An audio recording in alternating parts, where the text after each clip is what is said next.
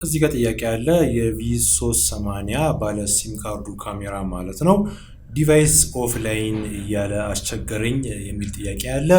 እንግዲህ እነዚህ ካሜራዎች ዲቫይስ ኦፍላይን የሚልበት ምክንያት የተለያዩ ምክንያቶች አሉ። እነሱም ምክንያቶች እገልጽልሃለሁ ማለት ነው። አንደኛው ዲቫይስ ኦፍላይን የሚልበት ዋና ምክንያት እንግዲህ ፓወር ሲያጣ ነው ማለት ነው። ካሜራው ፓወር ሳያገኝ ሲቀር ነው ማለት ነው።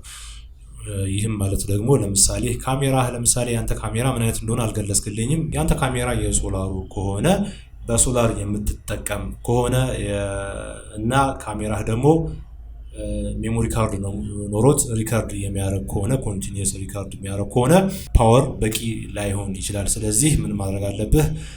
መቀየር አለብህ ማለት ነው። ሶላሩን ትተህ ቀጥታ በገመድ በማገናኘት ካሜራው ቀጥታ ይሰራል ማለት ነው። ስለዚህ መብራት ሲጠፋ ግን ቻርጅ ያደረገውን ይጠቀማል ማለት ነው። ስለዚህ እሱን ቼክ አድርግ።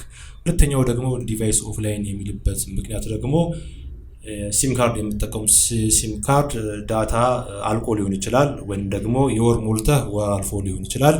እሱንም ቼክ ማድረግ አለብህ ማለት ነው። ሲሙን አውጥተህ ዳታ ይኖረው አይኖረው ቼክ ማድረግ አለብህ። በትክክል መስራቱንም ሲሙን ቼክ ማድረግ አለብህ ማለት ነው። አብዛኛው ጊዜ ከሁለቱ አንዱ ነው የሚሆኑት ማለት ነው። ካሜራህ ደግሞ የኢንዶር ደግሞ ከሆነ ኦፍላይን የሚለው አንደኛው ፓወር ሊሆን ይችላል። ሁለተኛው ደግሞ የሲም ካርድ ቦታው የሚጠቀምበት ቦታ ላይ ኔትወርክ ላይኖር ይችላል። ኔትወርክ አስቸጋሪ ቦታ ላይ ስለሚሆን ከነዚህ ውጪ ደግሞ ችግሩ ካልሰራለህ በቴሌግራም አድራሻ ላይ ኮንታክት አድርገኝ።